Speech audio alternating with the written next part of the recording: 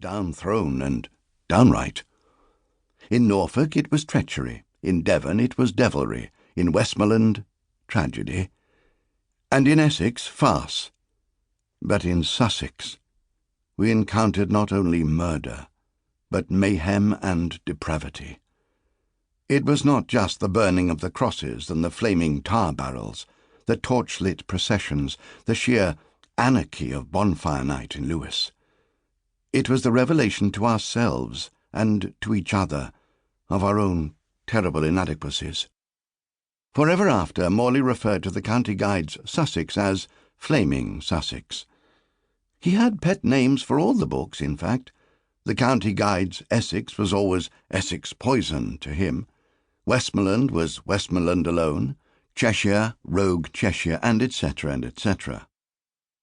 Before we arrived in Sussex, Morley, as usual, had drawn up a long list of what to see, with an even longer list of annotations.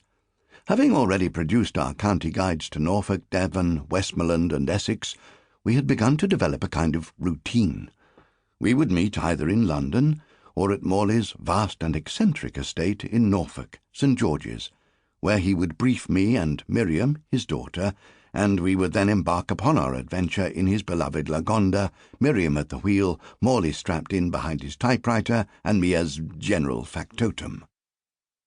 For our journey to Sussex, Morley's list began with Abbotsford Gardens, open to the public on weekdays only, alas, but fabulous aviaries and monkeys, and light refreshments, and included, in addition to all those Sussex places one might reasonably expect to find in any good guidebook and gazetteer, many places that one might reasonably not, such as the Balcombe Viaduct, a marvel of Victorian engineering, the Pavilion in Bexhill, a marvel of modern engineering, the Rising Sun Inn in North Bursted, the Jubilee Stamp Room, one of the 7 wonders of the modern world, a whole room papered from floor to ceiling with postage stamps, said to number in excess of 3 million.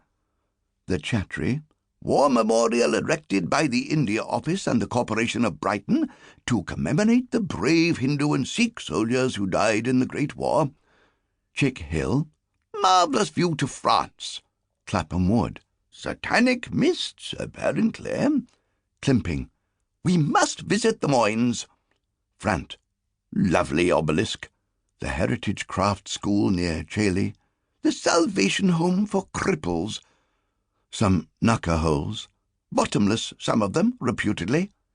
Mick Mills Race, wonderful avenue in St. Leonard's Forest, where the smuggler Mick Mills raced the devil, and won. Shoreham Beach, for the railway carriage homes, of course.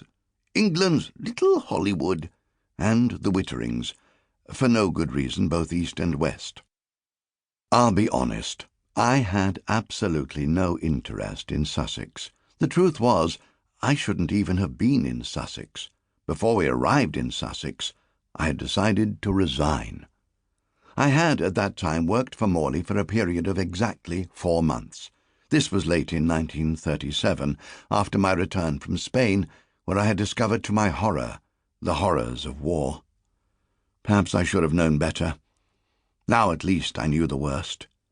Adrift in London, I had answered an advertisement in the Times and had found myself apprenticed to the most famous, the most popular, and certainly the most prolific writer in England.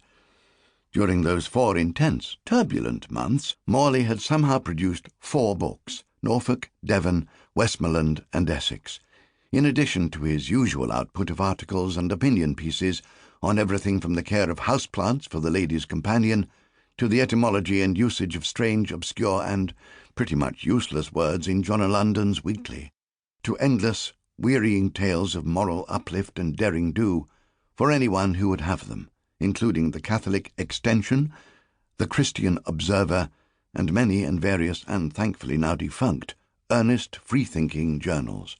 As his assistant, it was my job not just to sharpen Morley's pencils, though pencil sharpening, pen procuring, inkwell filling, notebook filing, and all manner of other stationery-related activities were indeed a large part of my daily activities, but also to help him and Miriam correct proofs, take photographs, deal with correspondence.